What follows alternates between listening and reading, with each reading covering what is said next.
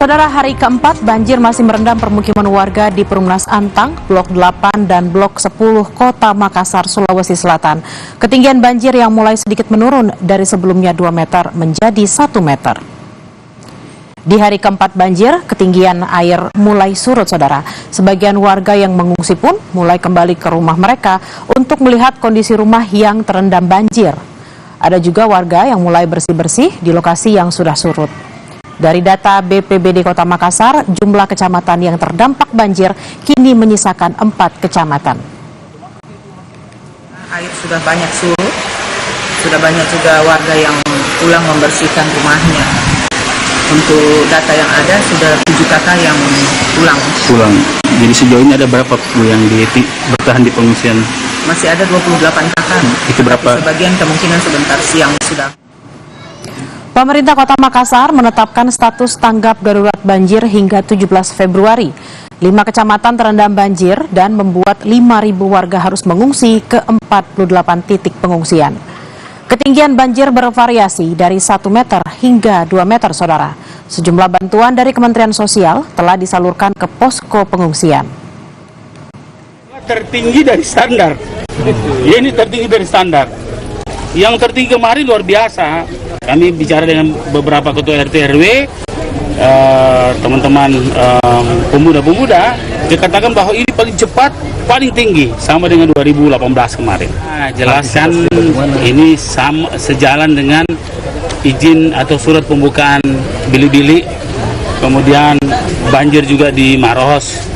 Kalau bilik-bilik dibuka sudah jelas, pasti dari arah situ.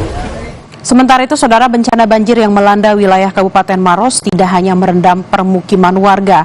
Banjir juga merusak infrastruktur jalan, bahkan menyebabkan aspal jalan terangkat.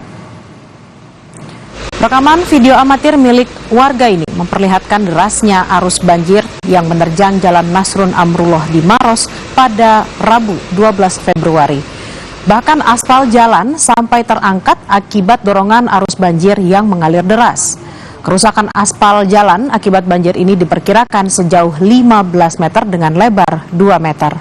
Selain merusak infrastruktur jalan, bencana banjir juga melanda lahan pertanian seluas 5.000 hektar. Pemkab Maros hingga kini masih mendata dampak dan kerugian akibat banjir.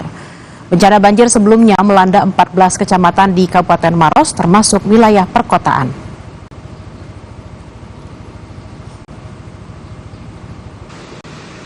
Beberapa infrastruktur kita yang akhirnya jadi korban atau rusak itu akan kita data setelah kondisi air stabil, tapi memang ada beberapa laporan misalnya di Jalan Nasrun Amrullah, jalanan kita aspalnya terangkat, ada beberapa tempat ya kita akan data, termasuk luas lahan sawah kita yang sekitar 5.000 hektar yang saat ini terdampak juga banjir. Ini yang juga kita lagi data semuanya dan kita akan laporkan bagaimana situasi penanganan infrastruktur yang memang rusak akibat banjir ini. Banjir yang merendam Kecamatan Marusu, Kabupaten Maros membuat aktivitas warga terbatas. Warga juga mulai diserang penyakit gatal dan batuk. Sesekali mereka memanfaatkan perahu sampan untuk beraktivitas keluar masuk membeli pasokan makanan. Sulitnya akses keluar masuk membuat warga berharap ada bantuan dari pemerintah berupa sembako dan obat-obatan. Karena masih bisa di tempat di rumah. Tahan untuk jaga barang-barang juga. Iya, jaga barang. Di warga sendiri gimana Bu untuk kesehatannya? Sudah ada yang diserang penyakit atau gimana? Paling flu. Sudah Iya, ada yang flu. Bu, apa sih yang diharapkan dari warga dari banjir ini, dari pemerintah? Semoga ada cepat bantuan seperti makanan Pak, karena di sini kan susah untuk keluarnya cari makanan. Susah, ya? Iya. Kalau obat-obatan itu? Obat juga perlu Pak. Obat-obatan iya, juga. untuk anak. Karena anak rawan flu, batuk, demam. Iya.